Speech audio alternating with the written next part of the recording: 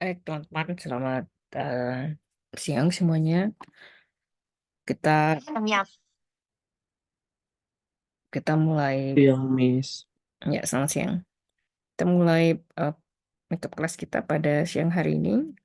Mungkin di pembahasan ini ada yang sudah mendapatkan di kelas ya. Em, Mungkin juga ada yang belum. Silahkan Anda boleh mempelajarinya kembali. Nanti akan kita lanjutkan pada sesi pembahasan berikutnya karena saya akan membahasnya dengan cukup singkat. Baik teman-teman, semuanya, di pertemuan kali ini kita akan membahas tentang awal dari mata kuliah State Market Society. Pada bagian ini kita akan fokus pada memahami konsep dari pasar. Jadi ketika Anda belajar tentang State Market Society, konsep awal yang Anda akan pahami itu adalah konsep awal dari pasar ya. Jadi kita harus memahami pasar itu dulu seperti apa ya. So we need to understand what is the market at first. So of course di pembagian pembahasan ini ada 10 prinsip ekonomi, kemudian Labor Theory of Value Adam Smith, kemudian price control, morality of the price, tentu juga minimum wage and wage control. Uh, uh, ada tadi kita di pembahasan sebelumnya ini cukup relevan dengan pembahasan yang tadi ya. Jadi di kelas sebelumnya kita membahas tentang ada beberapa ide tentang ekonomi yang menjadi pembahasan seperti tadi ya. Jadi barang apa yang harus diproduksi oleh masyarakat, kemudian bagaimana memproduksinya, kemudian siapa yang akan mengkonsumsi produk tersebut. Mungkin contoh kasus yang Anda lihat di gambar ini adalah petani garam ya. Yang di atas ini adalah petani garam di Indonesia. Mungkin kalau Anda lihat dari apa namanya yang muncul di media itu banyak yang mengatakan bahwa kenapa sih Indonesia harus impor garam padahal kan apa namanya dikelilingi oleh lautan ya. Jadi permasalahan utamanya sebenarnya bukan masalah banyak lautnya tetapi pengolahannya itu yang cost-nya lebih gede. Nah, kalau di bawah Anda lihat ini adalah eh, eh, ladang garam yang ada di Australia. Jadi Australia itu kalau dibandingkan dengan Indonesia, Laut Australia itu jauh kandungan garamnya itu atau natriumnya itu jauh lebih tinggi dibandingkan kita. Kemudian puritasnya, eh, impurity atau banyaknya kotoran yang ada dalam kandungan air laut kita itu jauh lebih tinggi dibandingkan dengan yang di Australia. Sehingga ketika prosesnya pengeringan, pengolahan itu jauh lebih efektif digunakan lebih efektif di Australia dibandingkan dengan kita. Nah, karena dia jauh lebih efektif, maka cost production-nya jauh lebih rendah. Itu sebabnya kita mengimpor garam, terutama untuk garam industri itu banyak dari luar ya. Kenapa? Karena untuk produksi garam di Indonesia itu lumayan costly. Nah, itu hanya bisa kita pahami kalau kita belajar tentang ilmu ekonomi. Jadi ada faktor-faktor lain yang sebenarnya mempengaruhi kenapa kita itu nggak bisa misalnya memproduksi garam sendiri gitu. Nah, sama dengan kalau kedelai ya. Sudah saya pernah jelaskan sebelumnya bahwa memang secara alam Indonesia itu tidak tepat atau tidak sempurna untuk memproduksi kedelai. Karena kedelai itu butuh sinar matahari yang cukup lama. Sementara sinar matahari, kalau nggak salah 14 jam ya. Sementara sinar matahari Indonesia itu kan eh, kurang dari 14 jam. Kalau yang dibutuhkan itu lebih dari 14 jam. Sehingga dia produksinya itu jauh lebih besar-besar. Nah, itu mungkin adalah salah satu faktornya ya. Nah, kita kan harus bisa memahami itu baik dari segi ilmu ekonomi juga eh, pendetailannya seperti apa ya. Nah, kalau tadi kita bahas pada pertemuan sebelumnya, kita melihat bahwa jenis barang apa yang harus diproduksi oleh masyarakat. Gimana cara memproduksinya? Nah, siapa yang akan mengkonsumsinya? Jadi kita itu beribad dari kesan kita kenapa kita impor terus, kenapa kita impor satu barang, kok kita bisa produksi sendiri. Kita hanya bisa memahaminya itu kalau kita tahu, paham secara teknis pasarnya seperti apa. Kemudian teman-teman, ada beberapa fundamental economy subject. Jadi dalam ilmu ekonomi itu ada hal-hal yang fundamental yang harus Anda ketahui. Nah, dalam ilmu ekonomi itu pilihan plus decision.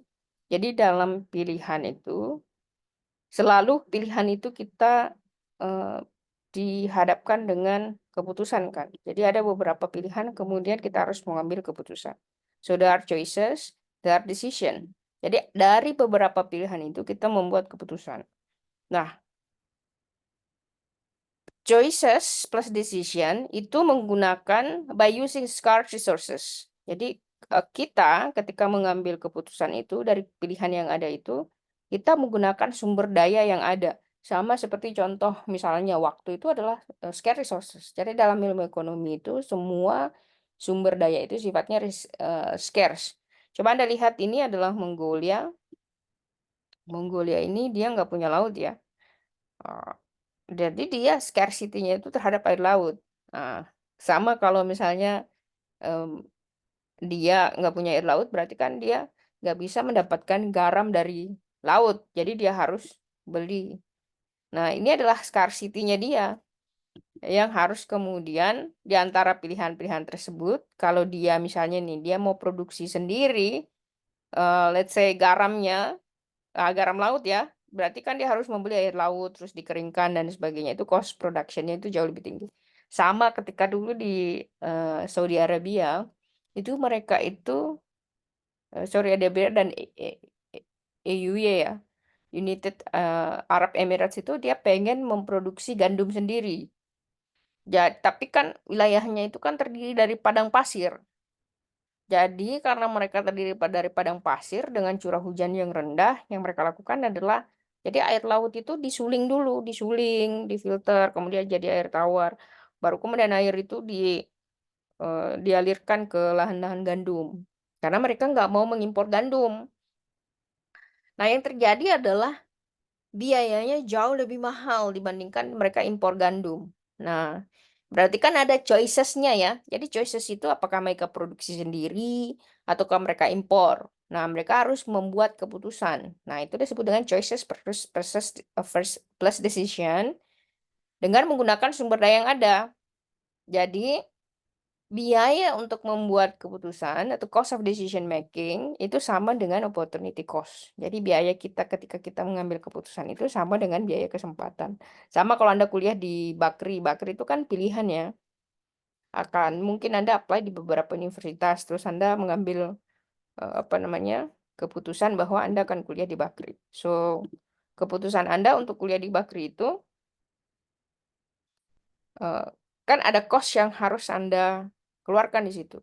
Misalnya ada kesempatan yang harus Anda buang, misalnya kesempatan untuk bekerja, kesempatan Anda untuk kuliah di tempat lain, maka biaya biaya yang Anda kesempatan yang Anda buang untuk bisa kuliah itu maka disebut dengan opportunity cost. Nah, teman-teman,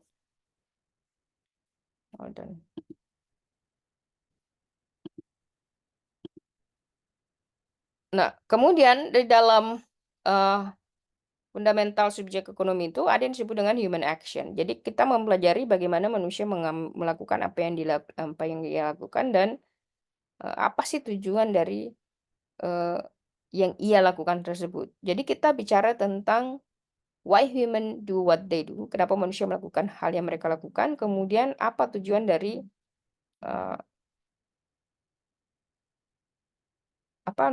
kegiatan tersebut atau aktivitas tersebut ya. Jadi setiap tindakan itu ada purpose behavior, ada tujuan atau maksud tujuan dari perilaku tersebut. Nah, kalau dalam market perspektif, tujuan dari behavior itu adalah to seeking for profit. Jadi mencari keuntungan kalau dalam bahasa ekonomi ya. Nah, sekarang kita lihat fundamental economic subject itu juga bicara tentang scarcity atau kelangkaan. Jadi, according to Australian Economics, scarcity itu didefinisikan sebagai limited resources atau sumber daya yang terbatas, which are yang tersedia buat kita. Nah, kemudian fundamental economic subject yang lainnya dalam ilmu ekonomi adalah trade-off. Jadi trade-off itu sebenarnya sama dengan opportunity cost tapi berbeda. Jadi trade-off itu secara sederhana sebenarnya bisa kita pahami bahwa in order for you to get something, you have to sacrifice something else. Jadi kalau kalian pengen mendapatkan sesuatu, kalian harus mengorbankan yang lain. So if you want to get something, then you have to give up another thing, ya. Itu trade off. Karena you nggak bisa mendapatkan semuanya. For instance, ya, if you increase one of consumption, kalau Anda meningkatkan konsumsi, misalnya Anda uang jajannya 1 juta gitu.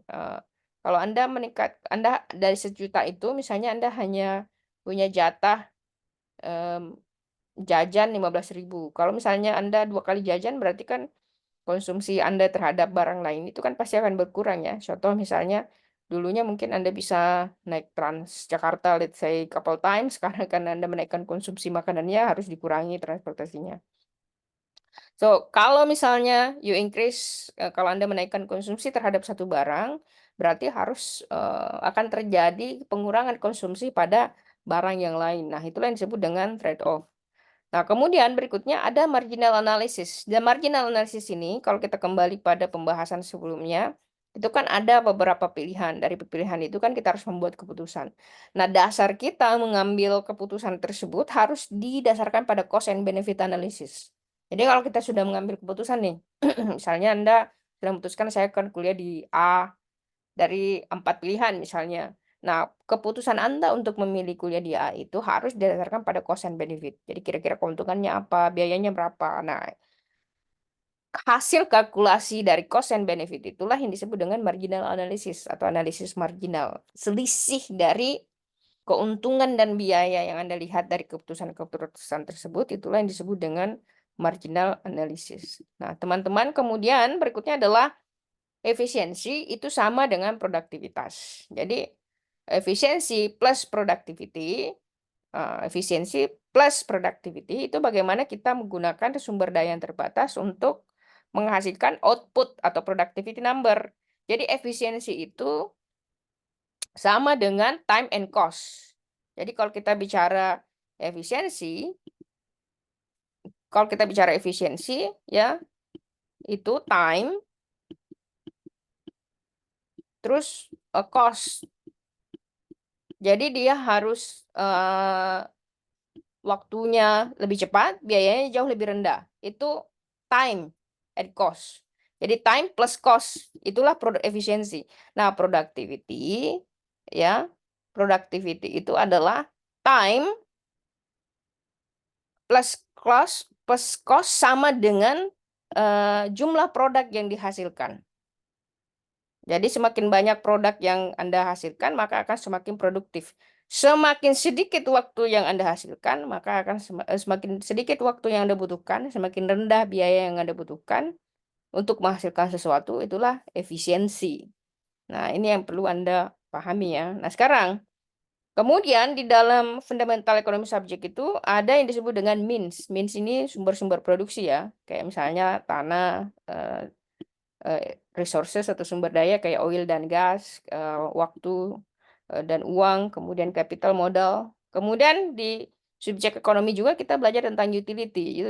Utility itu adalah menghasilkan manfaat sebesar-besarnya. Untuk apa manfaat itu? To make people happy, ya. Jadi kita bicara tentang utility maximization.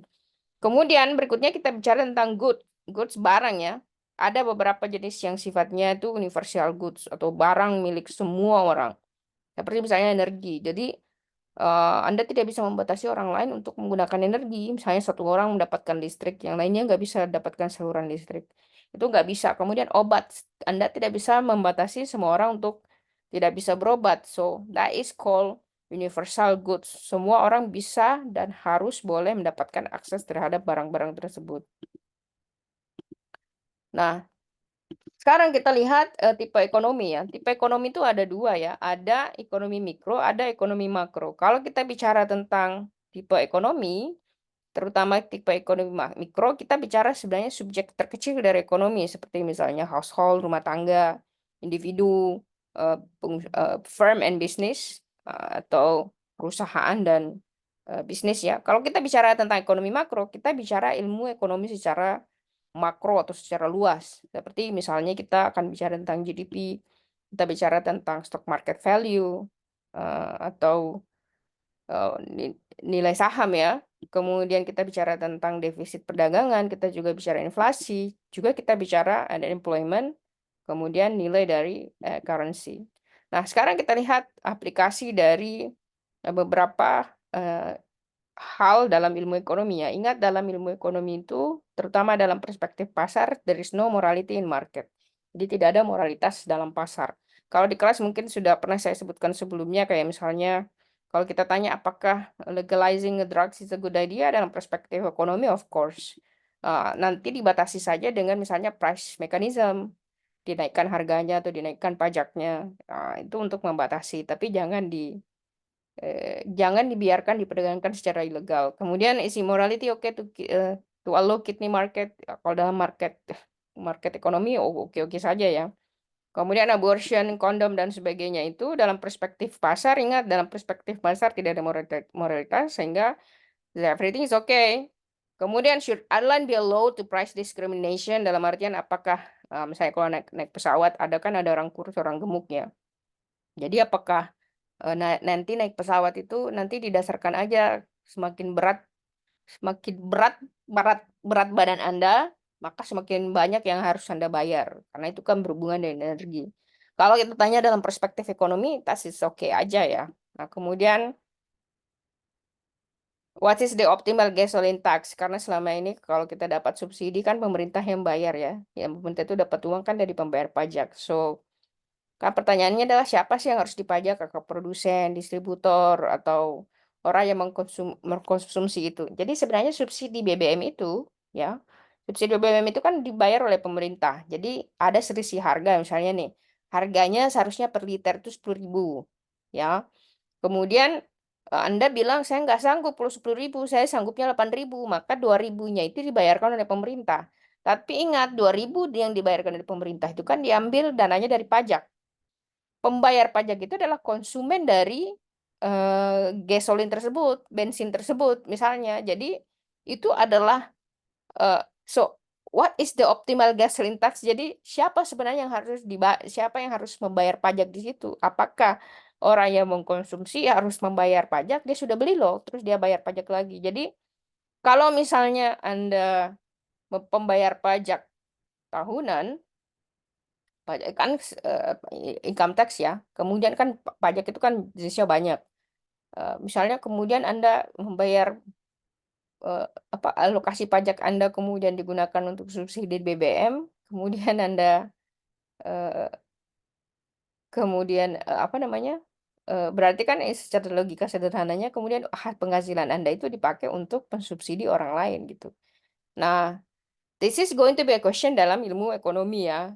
Karena ingat, kalau prinsip ekonominya itu kenapa kita harus menanggung beban biaya orang lain? Kan yang tidak sanggup bayar kan orang lain, kenapa kita harus menanggung mereka gitu? Nah, itu salah satu pertanyaan dalam ilmu ekonomi.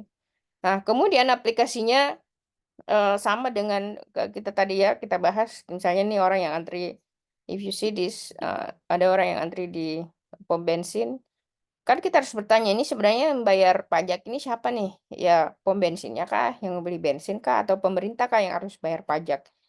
Itu kan menjadi problematik kalau di dalam ilmu ekonomi, sederhananya saja mereka mengatakan bahwa kalau orang yang sudah memproduksi itu sebaiknya jangan dipajaki karena mereka kan sudah memproduksi.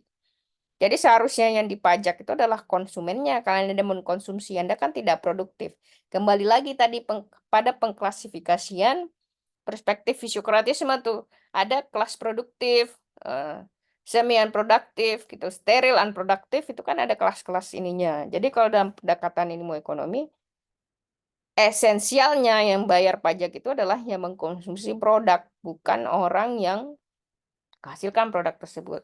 Kemudian berikutnya sama seperti kalau kita bicara tentang what is the social value of new product like iPhone gitu. Jadi ada produk-produk yang dia harganya tinggi, diasosiasikan dengan value misalnya. Semakin tinggi produk, saya mungkin bahasakan seperti ini ya. Kalau Anda bawa handphone iPhone dengan handphone Xiaomi, kalau dilihat di sini itu pasti sosial value-nya itu beda. gitu. Mungkin Anda merasa lebih pede misalnya, lebih tinggi sosial value-nya kalau Anda bawa iPhone dibandingkan dengan Xiaomi. So ada hal-hal yang dalam pendekatan ilmu ekonomi itu yang cukup questionable ya. Dan cukup ribet untuk dijelaskan. Kemudian how much the cost you to pay for friend good deed. Jadi kayak misalnya juga kalau kita bicara tentang hubungan antar manusia ya, sama kalau di kelas saya tanyakan how much do I have to pay for your mother's love. Nah, itu hal-hal antara pricing dan value itu menjadi pertanyaan. Kemudian bagaimana kita mengukur social cost dan pendekatan neuromarketing dan sebagainya. Nah, teman-teman, memang di dalam ilmu ekonomi itu ada kelemahan ya. Dalam artian ilmu ekonomi itu tidak, kita kembali ke sini, ilmu ekonomi itu tidak memahami yang disebut dengan value atau nilai. Jadi dalam ilmu ekonomi itu yang dipahami hanyalah price atau harga. Padahal sebenarnya ada value yang cukup susah untuk dikuantifikasikan. Nah, teman-teman, kita bahas secara singkat 10 prinsip ekonomi menurut pendekatannya Menkyu. Beliau adalah profesor dalam bidang ilmu ekonomi. Sebenarnya sama aja pendekatannya kalau Anda bacanya Paul Krugman. Tadi di kelas ekonomi politik kita sempat mention Paul Krugman ya. Kalau Anda baca bukunya juga itu sama aja. Di situ juga ada 10 prinsip ekonomi. Jadi teman-teman, 10 prinsip ekonomi itu sebenarnya secara sederhana adalah pertama adalah people face trade-off. Jadi orang itu dihadapkan pada pilihan. Jadi setiap pilihan itu harus ada pilihan yang dikorbankan. Jadi Anda itu tidak bisa mendapatkan semuanya dalam ilmu ekonomi. Kalau menurut Milton Friedman, there is no such a thing as free lunch. Nggak ada hal yang free. Ketika Anda melakukan sesuatu, Anda harus membayarnya. Ada cost di situ. Jadi people face trade-off itu, to get something, we usually have to give up another thing. Kalau kita ingin mendapatkan sesuatu, kita harus mengorbankan hal yang lain. Kayak misalnya, Anda bekerja, eh, Anda bekerja atau Anda kuliah, atau misalnya Anda bekerja, Anda bekerja atau Anda mau santai-santai, atau Anda mau kuliah atau mau nonton TV atau tidur siang, itu kan ada hal yang harus dikorbankan.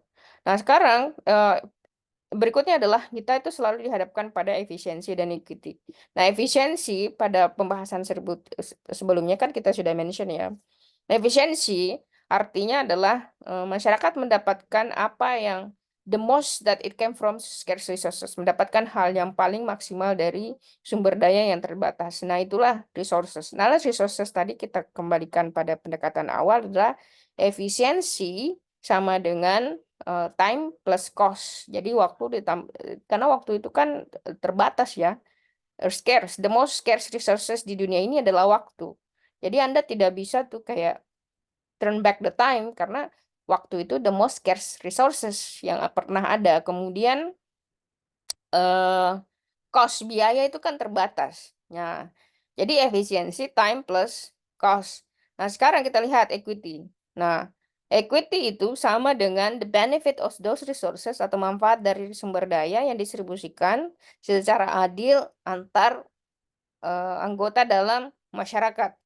Nah, kalau Anda lihat di gambar ini yang disebut dengan equity.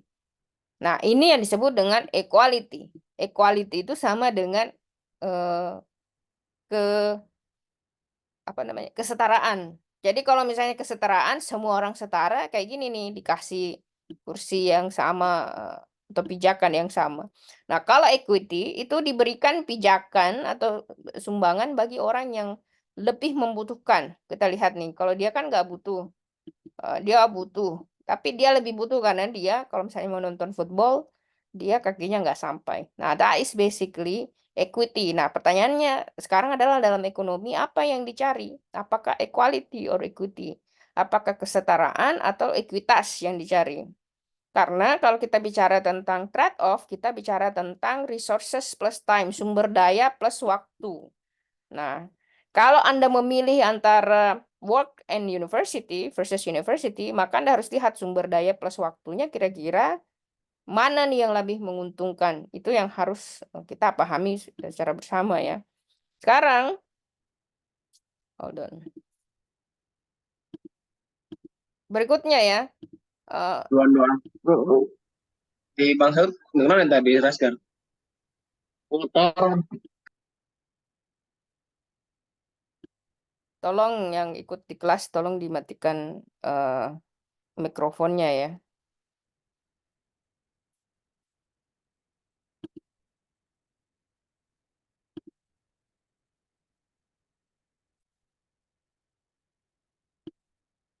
Baik. Nah, sama seperti misalnya saya berikan contoh kayak tadi ya, apakah Anda mau kerja atau kuliah? Kalau Anda kerja tentu ada gajinya. Kalau Anda kuliah tentu Anda tidak menghasilkan gaji. Jadi ada cost dan benefit di situ. Ya, ada time yang harus Anda habiskan ketika Anda kuliah, ada time yang harus Anda habiskan ketika Anda kerja. Jadi kan pilihannya adalah saya kerja atau saya kuliah ya. Itu yang kemudian menjadi trade-off. Berikutnya seperti misalnya apakah Anda mau nonton film? Misalnya ada weekend ya, weekend apakah Anda mau nonton film bersama teman-teman Anda, hangout atau misalnya ikuti makeup class? That is basically a trade-off.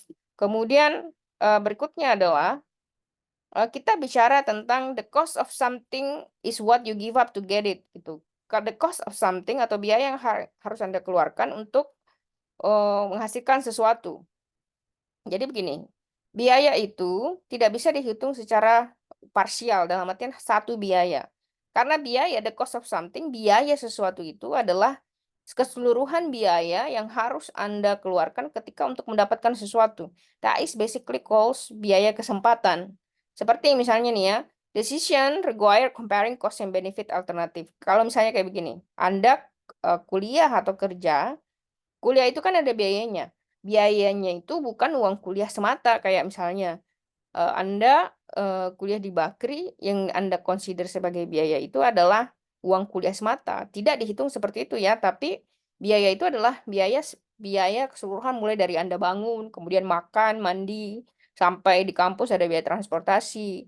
Kemudian Anda duduk di kelas, Anda mungkin cas HP, itu seluruh kan adalah biaya. Dan keseluruhan biaya itu adalah disebut dengan eh, opportunity cost, biaya yang harus Anda keluarkan untuk mendapatkan sesuatu. Kemudian ketika Anda kuliah, kan harus Anda membuang kesempatan Anda untuk bekerja. Nah, kesempatan Anda untuk bekerja itu kan ada potensial apa namanya pendapatan yang Anda bisa hasilkan. Nah, itu juga bisa dihitung dari situ. Jadi misalnya nih Anda bekerja, Anda kuliah 4 tahun ya, terus kemudian Anda bisa kerja 4 tahun. Dalam setahun, let's say you menghasilkan uang 50 juta misalnya. Berarti di dalam 4 tahun, Anda menghasilkan 200 juta. Jadi 200 juta plus biaya keseluruhan yang Anda keluarkan tuh. Nah, itu yang disebut dengan biaya kesempatan ya. Jadi opportunity cost is of an item is what you give up to obtain the item. Jadi em, biaya kesempatan itu adalah biaya yang harus Anda keluarkan untuk mendapatkan sesuatu ya. Atau keseluruhan biaya dari sesuatu yang di mana keseluruhan kos itu dihitung dari hal-hal yang harus Anda korbankan untuk mendapatkan hal tersebut. Kemudian opportunity cost atau biaya kesempatan rumusnya itu adalah time plus best alternatif. Jadi waktu sama dengan best alternatif. Sama dengan kalau misalnya waktu kan the scarcest resources ya. Kemudian best alternatif. Best alternatif kayak misalnya Anda mau kampus atau bekerja. Yang mana kira-kira nanti future value-nya akan lebih tinggi. Misalnya, kalau Anda bekerja, Anda menghasilkan 400 juta dalam 4 tahun. Tetapi kalau misalnya Anda kuliah, Anda menghabiskan 600 juta dalam setahun. Berarti kan ada selisih kalau kita menghitung analisis marginal. Analisisnya kan ada selisih yang gede tuh di situ. Nah, tetapi harus dihitung misalnya dalam 10 tahun apakah kira-kira cost yang Anda keluarkan itu sudah return atau tidak, atau sudah kembali atau tidak. Nah, kita harus lihat pendekatan opportunity cost itu berdasarkan dari pendekatan waktu yang ada dengan alternatif yang terbaik. Seperti misalnya, apakah attend the online class itu lebih resourceful, lebih bermanfaat, atau going to class atau shopping gitu. Mana kira-kira menurut Anda tuh manfaatnya, feature value-nya jauh lebih besar. Nah, kemudian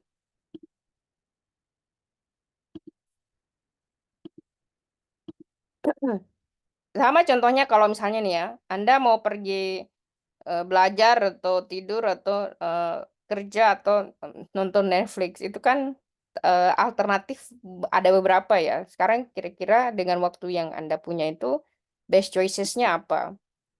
Kemudian berikutnya, yang ketiga adalah rational people think at the margin. Jadi, apa maksudnya rational people at the margin? Orang rasional itu selalu berpikir pada cost and benefit.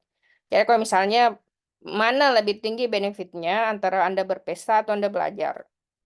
Atau mana kira-kira lebih tinggi manfaatnya Anda nonton Netflix atau baca buku? Ya, karena kan waktu itu resources ya.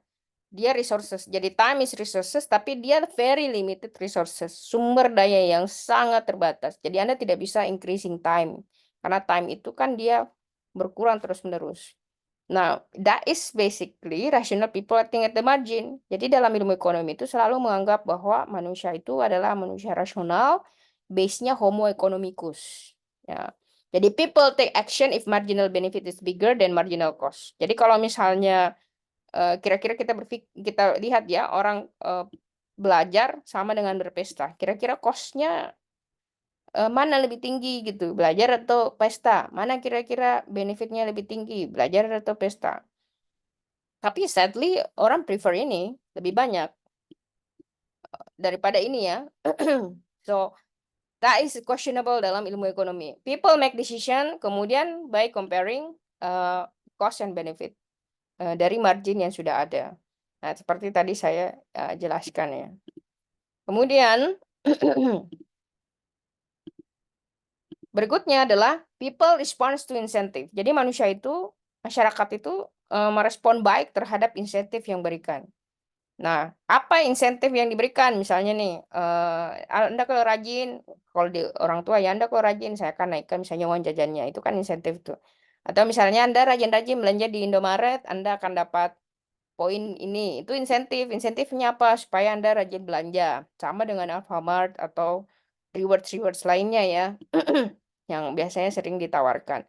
Kenapa? Karena dalam rumus ekonomi memang manusia itu suka merespon positif tuh terhadap insentif. Kalau dia dikasih insentif, biasanya dia akan jauh lebih baik.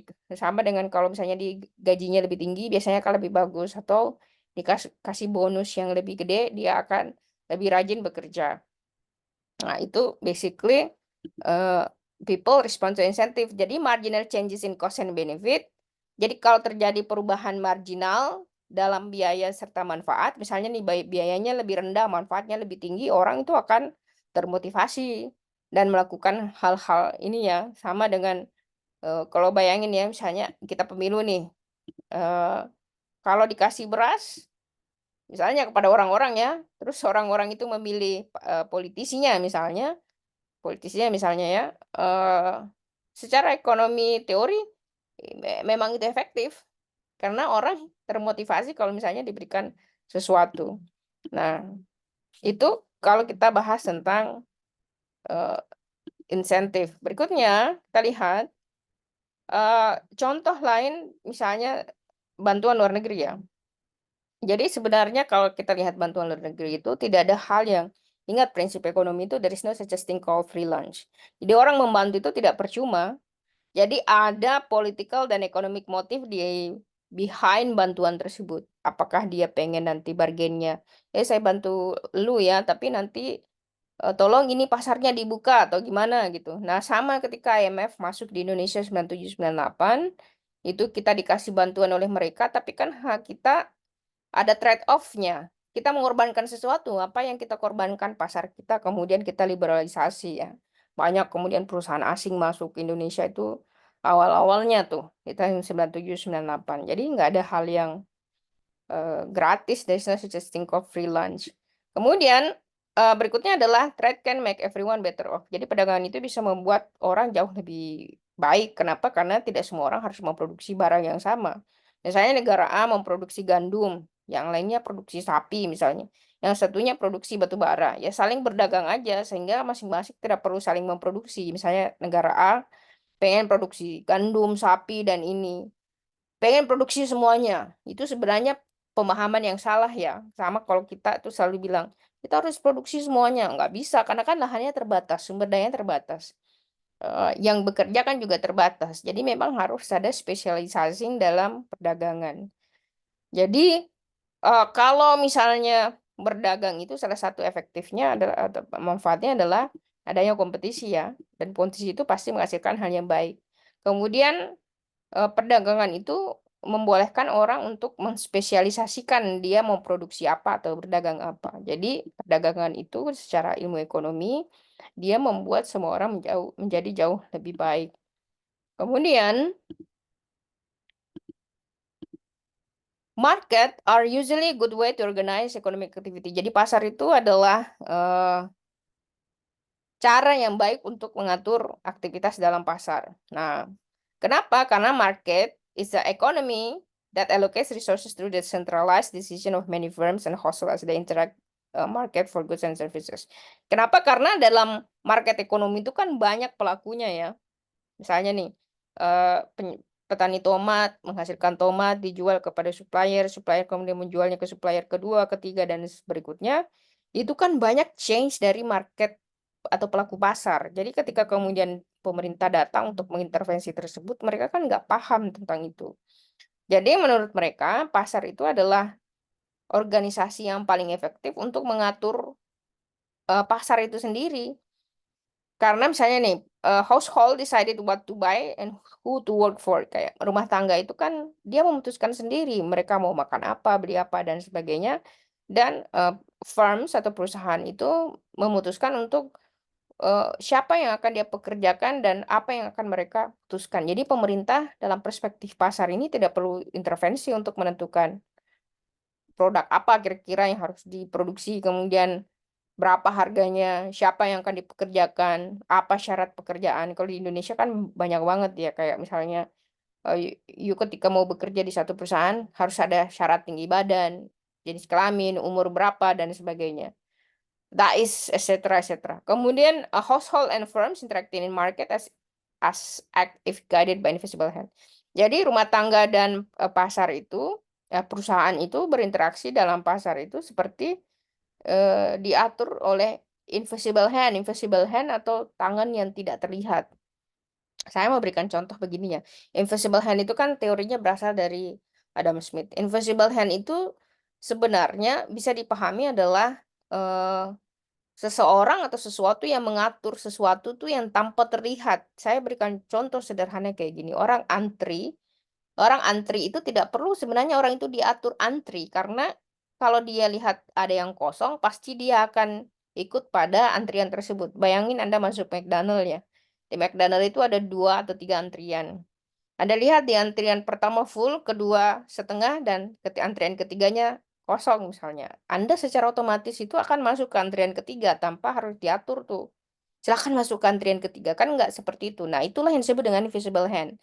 Sama ketika terjadi macet. Anda macet, tidak perlu diatur tuh di situ ada kosong. Karena orang kan secara sendirinya akan masuk pada jalur yang kosong tersebut. Nah, itulah yang disebut dengan invisible hand. Kemudian ketujuh adalah government can sometimes improve market outcome. Jadi pemerintah itu kadang-kadang juga bisa memperbaiki hasil dari pasar. Seperti misalnya ketika market failure, kegagalan pasar occurs when the market fails to allocate resources efficiently. Jadi ketika kemudian pasar gagal mendistribusikan resource yang ada ya, kalau misalnya dilihat nih ada apa namanya ada barang yang saya kosong di toko gitu. Pemerintah kemudian datang mengecek dan meminta semua ini harus diisi. Nah, biasanya itu akan efektif tuh. Kemudian when market fails, government can intervene to promote efficiency and equity. Jadi ada beberapa kegagalan pasar ya, kayak misalnya nih dia buang limbah sembarang tuh, buat apa air sungai jadi kotor dan sebagainya. Nah, pemerintah datang kemudian mengatur ini, jangan dong buang ini dan sebagainya. Karena kan ingat, market itu kan seeking for profit.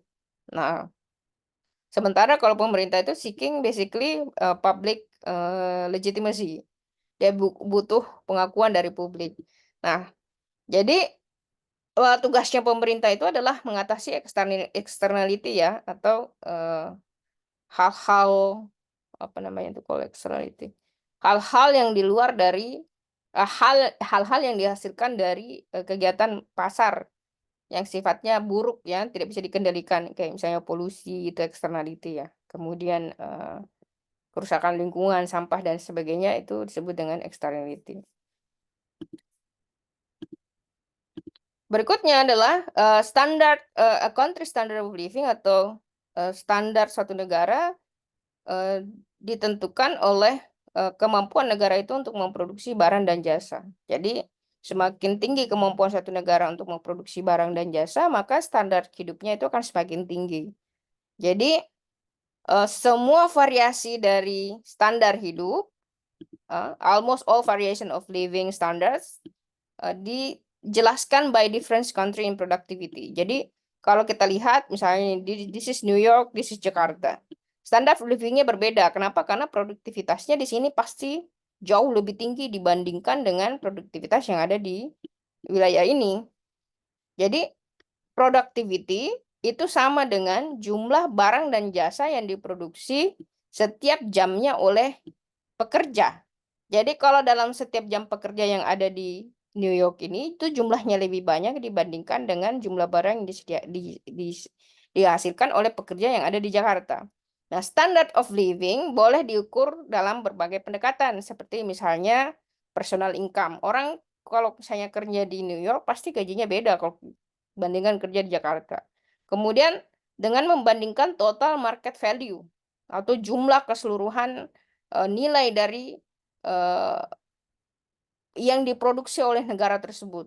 Nah, itu juga adalah salah satu model yang bisa kita gunakan untuk mengukur standard of living. Sekarang berikutnya, teman-teman, 9, prices rise when the government print too much money. Nah, harga itu akan naik ketika kemudian pemerintah mencetak terlalu banyak uang atau kita kenal dengan inflasi. Nah, inflasi adalah kenaikan dari harga secara overall, secara keseluruhan. Jadi kalau terjadi kenaikan harga secara keseluruhan, maka terjadi inflasi. Nah, salah satu penyebab dari inflasi adalah naiknya is the growth in quantity of money. Jadi naiknya kuantitas jumlah uang yang beredar. Kemudian ketika kemudian pemerintah created a large quantity of money, ketika pemerintah menghasilkan kuantitas uang yang lebih banyak, tentu kalau barang uang banyak yang beredar ya, tentu nilainya akan jatuh. Nah, itulah yang disebut dengan inflasi secara sederhananya. Nah, kemudian ke-10 adalah society, masyarakat itu menghadapi short run trade off atau trade off secara jangka pendek antara inflasi dan employment. Jadi pemerintah itu sebenarnya begini sederhananya. Inflasi itu, jadi inflasi itu selalu best friend dengan pengangguran. Jadi inflasi itu dia bestinya tuh pengangguran.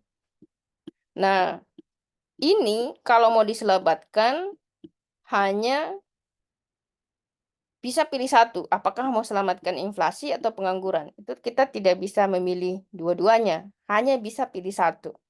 Jadi kalau inflasinya diselamatkan, ya, kalau inflasinya diselamatkan, kita pilih nih inflasi kita selamatkan.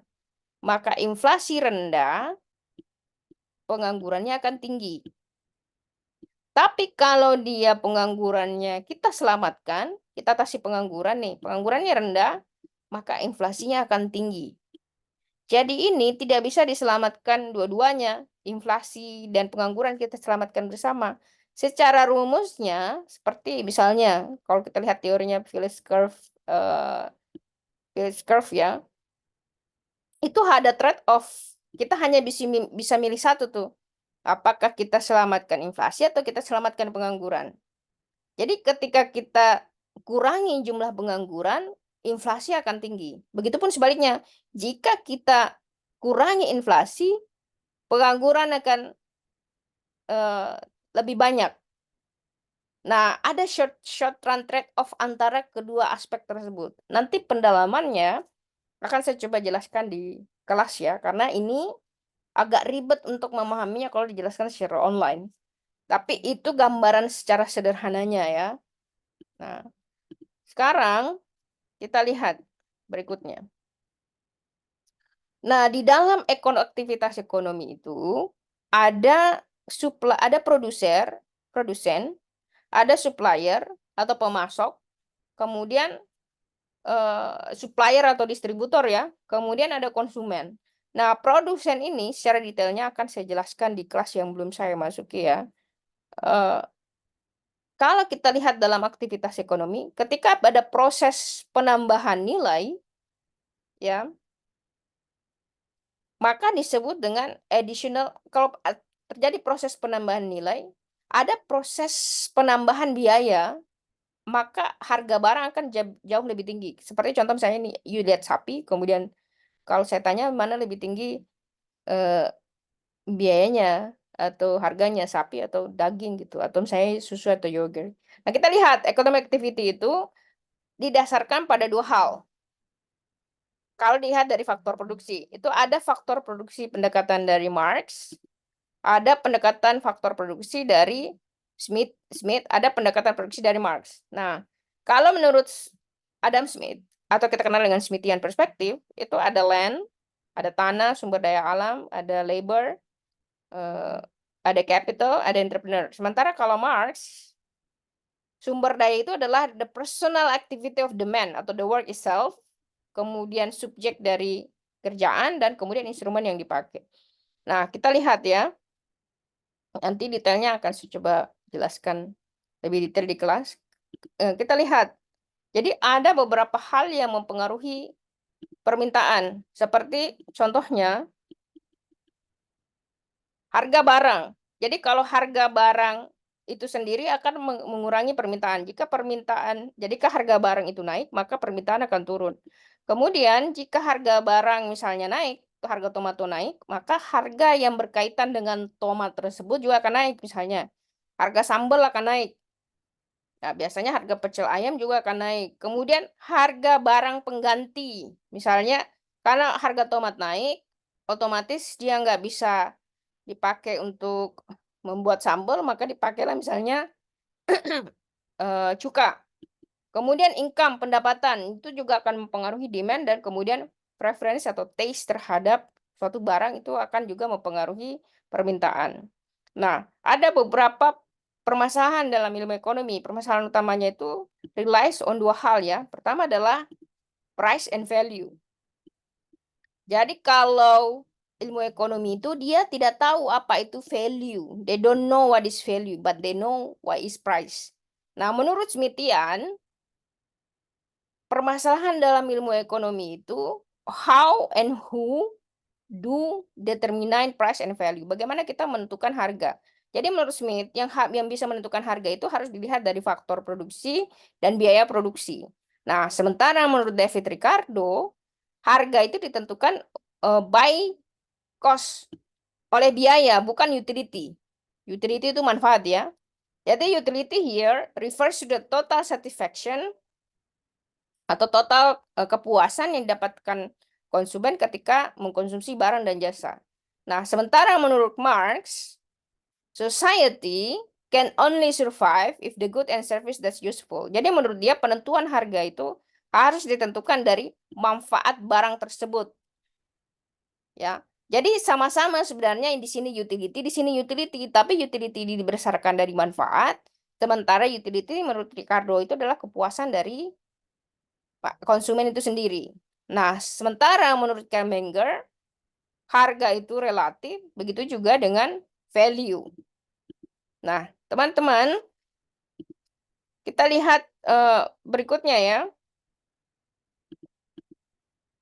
Nah, kalau kita lihat contoh di sini, price and value, kita lihat nih. Ketika ini apa? Ini ikan yang diambil oleh nelayan dari laut ya. Ketika dia masih dalam bentuk segini, belum dipisah-pisah jadi slicing ya. Ini misalnya slice ini. Tentu harganya jauh lebih murah. Nah, sekarang kita penentuannya adalah bagaimana cara kita menentukan kenapa ini harganya jauh lebih murah, kenapa ini harganya jauh lebih mahal. Kalau kategoriannya adalah karena dia butuh orang nih. Saya butuh orang ini untuk memotong-motong ini dalam secara kecil. Berarti kan ada value dari labor di situ. Labor value yang ada editnya atau penambahan labor value di situ. Maka ini menjadi kemudian permasalahan dalam ilmu ekonomi. itulah yang sering kita bahas dalam perspektif pasar. Nah, itu kalau kita bicara secara sederhana ya. Nah, kalau kita bicara secara kompleksnya, sama dengan kalau misalnya yang mana harus digaji lebih tinggi, apakah orang yang menanam misalnya kayu selama 15 tahun, the 15 years basically, atau orang yang memotongnya selama 10 jam, atau orang yang mau membuat papan secara 10 menit, atau orang yang menggunakan mesin untuk membuat kursi. Kira-kira yang mana harus lebih tinggi gajinya? Itu kan menjadi sebenarnya permasalahan dan tanda tanya dalam ilmu ekonomi. Nah, sekarang kita lihat contoh berikutnya seperti misalnya kalau kita bicara tentang utility, kan penentuan harga itu berdasarkan dari utility dan manfaat menurut Marxian ya. Atau kalau menurut Ricardo satisfaction. Kalau menurut dari Carmenger relatif. Nah, sama dengan contoh ini, misalnya Supreme. Kalau kita lihat, dia kan sama-sama baju kaos. Dia menjadi mahal karena dipakai oleh Justin Bieber. Nah, tapi kalau kita lihat dari functionnya sama aja dia t-shirt. Nah, additional cost ini, kalau dalam pendekatannya Mark itu tidak masuk akal. Kenapa? Karena usability-nya sama aja.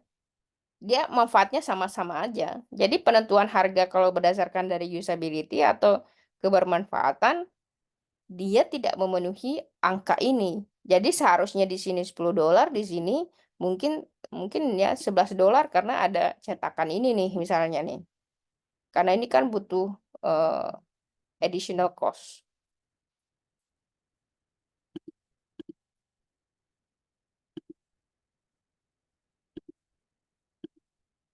Nah, sekarang kita beralih kepada the labor theory of Adam Smith. Nah, kalau tadi kita menentukan tentang harga, harga dan value, sekarang kita menentukan the labor theory of value atau nilai dari pekerja itu sendiri menurut pendekatan Adam Smith. Jadi dalam book pertama chapter ke-6, Adam Smith itu mengatakan bahwa wages, profit, dan rent, gaji, keuntungan, dan sewa are the three original resources of all revenue as well as of exchangeable value. Jadi menurut dia, wages, profit, dan rent itu adalah merupakan keseluruhan nilai yang exchangeable yang harus diukur berdasarkan nilai dari labor itu sendiri. Jadi kalau kita menentukan gaji dari labor, kita harus lihat dulu keseluruhan gaji, keuntungan dari perusahaan, jadi ini ya, profit dan sewa. Jadi kalau kita lihat keseluruhan nilai perusahaan itu harus dilihat dari pertama, gajinya berapa, profitnya berapa, sewanya berapa. Jadi ini semua adalah exchangeable value atau value yang bisa dipertukarkan. His theory of value, teorinya Adam Smith mengenai value, was what later on came to be called cost of production theory. Jadi menurut dia, penghitungan labor theory of value harus didasarkan pada wages, profit, dan rent. Karena wages, profit, dan rent, kombinasi dari ketiga ini lah yang kemudian disebut dengan a cost of production theory atau teori biaya produksi. Itu menurut Adam Smith. Nah, berikutnya, A Labor Theory of Adam Smith ini Anda boleh baca bukunya di A Brief History of Economics, Artful Approaches to the Dismal Science by Eric Canterbury. Itu dijelaskan di situ. Sorry. Kita lihat nih, the value of commodity. Jadi harga dari atau nilai dari komoditas is the sum ini total of the normal amount of payable. Jadi jumlah total yang bisa terbayarkan untuk semua faktor-faktor yang dipakai untuk membuatnya. Jadi kalau kita pengen menilai berapa yang harus saya gaji buat Anda, maka kita harus melihat keseluruhan total ya, sum of the normal amount payable. Jadi seluruh sumber-sumber produksi yang dipakai untuk membuat itu. Nah, kenapa? Karena hence in the real world, karena di dalam dunia nyata the natural prices of article is determined by, jadi harga itu secara natural dipengaruhi oleh money cost of production, uang biaya produksi, as made up of wages. Jadi biaya produksi ini terdiri dari gaji, sewa, keuntungan, themselves the natural price of labor, land, and capital. Jadi kombinasi dari gaji, sewa, dan keuntungan, kemudian secara alamiah, labor, tenaga kerja, tanah, dan kapital. Itu akan berkontribusi semua terhadap of cost production. Sehingga penentuan labor theory of value, berapa nilai pekerja itu harus ditentukan dari aspek-aspek itu semua.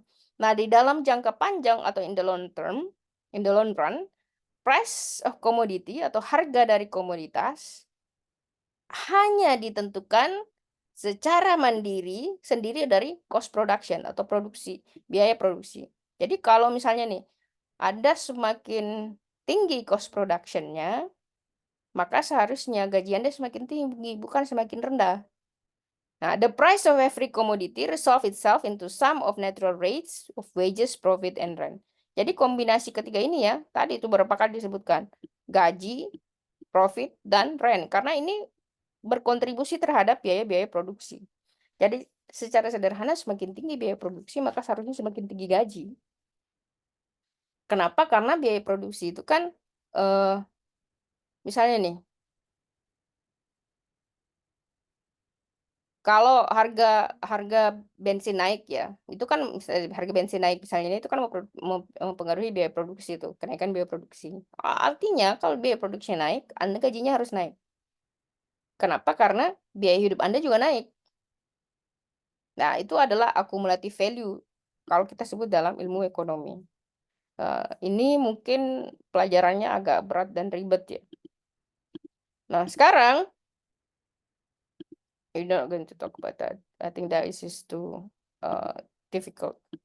Anda silahkan baca ya di bukunya Smith di halaman 30. Kalau di situ dijelaskan tuh. The value of commodity, therefore the person who possesses it and who means not to use or consume itself by exchange for another commodity called quantitative labor, which is enables to purchase the common. So labor, therefore, is the real measure of exchangeable value of commodity. Jadi labor itu sama dengan harga komoditas. Intinya sebenarnya ini. Jadi kalau kita pengen melihat harga komoditi, menurut Smith, labor, therefore, is the real measure of exchangeable value of core commodity. Jadi kalau kita melihat nilai dari komoditas itu harus dilihat dari labor value-nya. Jadi teman-teman, kalau Anda lihat di contoh mungkin sederhananya, kalau Anda bertanya ya, gaji di fresh graduate di Singapura itu 50 juta.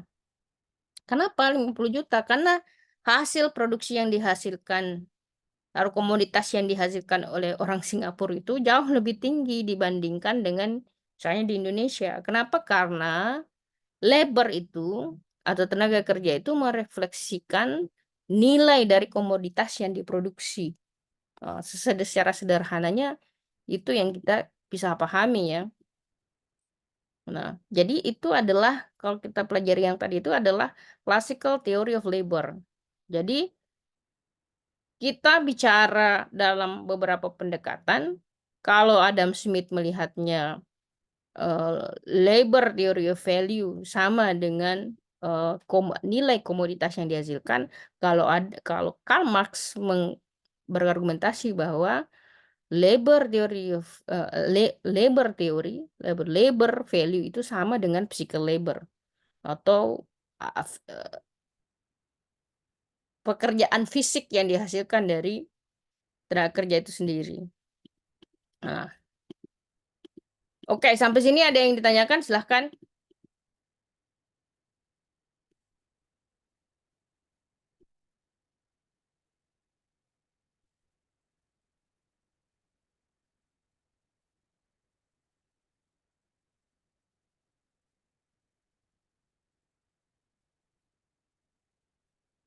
Jika tidak ada,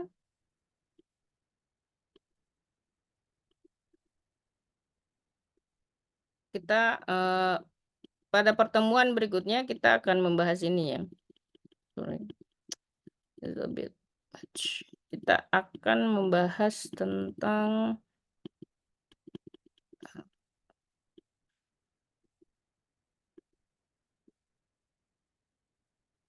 the history of uang ya. Kita akan pertemuan berikutnya kita akan belajar sejarah uang dan gold standard.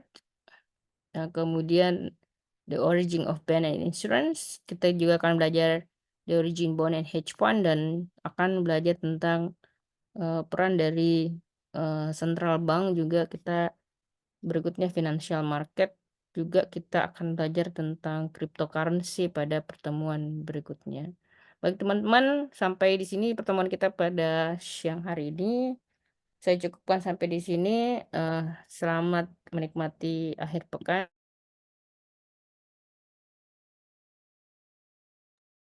Terima kasih, Miss. Terima kasih, Miss. Terima kasih, Miss. Terima kasih, Miss.